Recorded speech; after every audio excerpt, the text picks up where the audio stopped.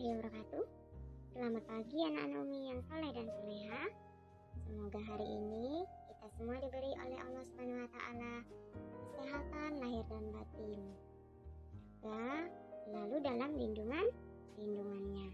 Anak-anak Umi kembali lagi di pembelajaran sirah di semester 2 ya. Anak-anak Umi siapkan buku sirahnya dan langsung saja buka halaman 79, masa dewasa Nabi Muhammad. Kemarin Umi sudah menyampaikan materi tentang pernikahan Nabi ya, yang bagian A sebelum kita pas. Nah sekarang langsung saja kita lanjut di bagian B. Kita ketahui sifat-sifat Nabi Muhammad SAW. Sebelum kita memulai mengetahui sifat-sifat Nabi Muhammad seperti apa saja, kita mengucapkan lafaz al-basmalah terlebih dahulu sebelum mulai belajar. Bismillahirrahmanirrahim. Jadi langsung saja halaman 82. Sifat-sifat Nabi Muhammad SAW. Nabi Muhammad ini usia mudanya bekerja menjadi pengembala kambing di Mekah. Pengembalaan ini menyebabkan Nabi Muhammad banyak berpikir dan juga merenung.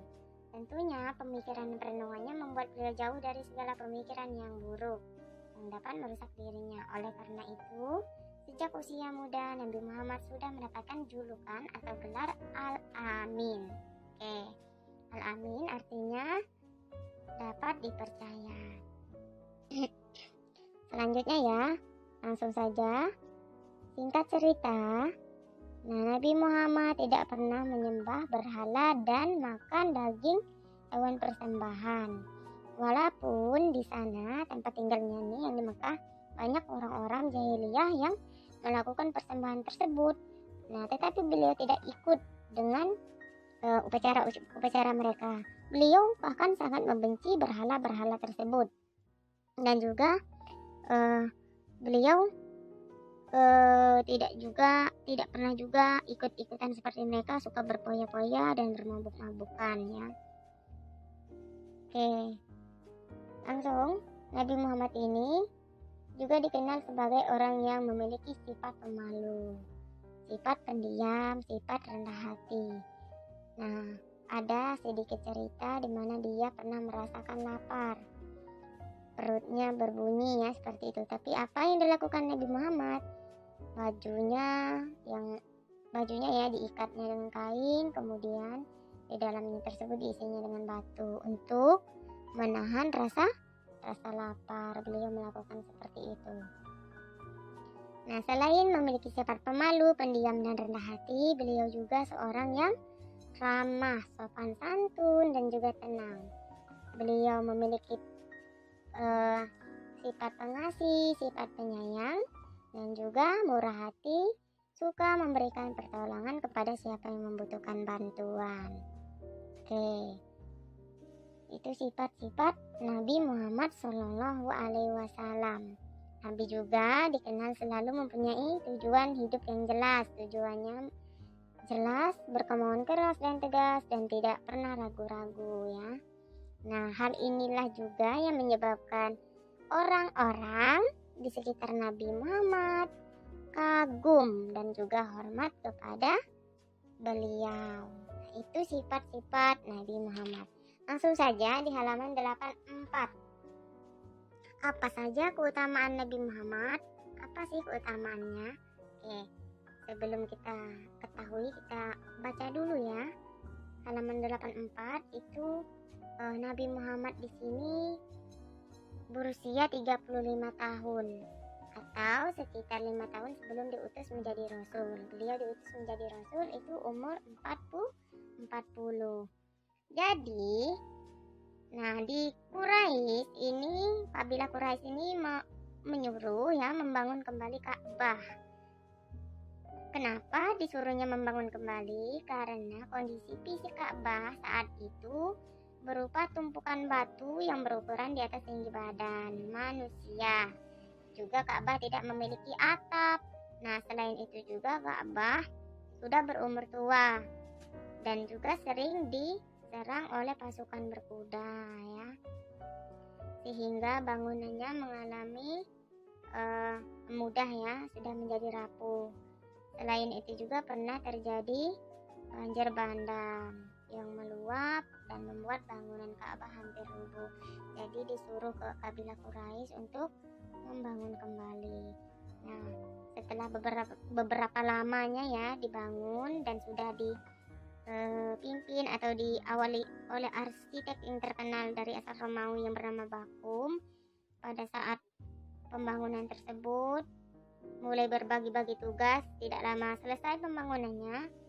Tiba di titik akhir itu mau meletakkan Hajar Aswad ke tempat semula. Nah, di sini terjadi konflik. Apa konfliknya? Konfliknya adalah mereka di sini, para kabilah-kabilah ini bingung siapa yang berhak meletakkan Hajar Aswad, kata mereka ya. Kemudian mereka berselisih sampai perselisihan tersebut terjadi selama 5 malam. Ya, menimbulkan peperangan antar kabilah-kabilahnya. Beda pendapat ya, bukan perang menggunakan senjata. Nah, ada seorang Abu Umayyah, di mana orang ini adalah orang yang paling tua, dan dia menawarkan bagaimana kalau penyelesaian dari pertikaian kita ini, saya memberikan masukan, katanya. Apa masukannya untuk menyelesaikan perselisihan ini? Dia bilang, orang yang pertama kali memasuki pintu masjid ini, biarlah ia yang memutuskan perkara kalian ya. Jadi seseorang yang masuk pertama kali pintu masjid ini, ia akan meletakkan Hajar Aswad tersebut. Nah, ternyata masukan dari Abu Umayyah ini diterima oleh kabilah-kabilah Quraisy ini. Nah, atas kehendak Allah, Nabi Muhammad terpilih karena menjadi orang yang pertama memasuki pintu masjidnya ya. Ketika mereka melihat beliau yang memasuki pintu masjid, kemudian mereka menyetujuinya dan berkata, ini Al-Amin, kami rela kepadanya. Ini adalah baginda Nabi Muhammad Sallallahu Alaihi Wasallam. Beliau pun lantas membentangkan selai kain ya, karena beliau sudah terpilih. Dia meletakkan kain, meletakkan Hajar Aswad di tengahnya. Kemudian beliau meminta seluruh kabilah memegang tepi-tepi kain dan mengangkatnya bersama. Setelah sampai pada ketinggian yang tepat, Nabi Muhammad kemudian mengambil dan meletakkan batu tersebut pada tempatnya semula. Dengan demikian, perselisihan antara kabilah-kabilah tadi sudah terselesaikan. Kebijaksanaan Nabi Muhammad SAW. Semua kabilah merasa puas dengan cara tersebut ya, dengan yang dilakukan oleh Nabi Muhammad SAW. Jadi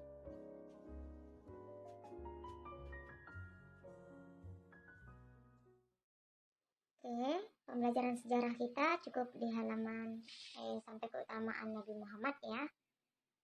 Selanjutnya di hari Jumat depan. Sama-sama kita akhiri dengan mengucapkan lafaz alhamdulillahirabbil alamin. Assalamualaikum warahmatullahi wabarakatuh.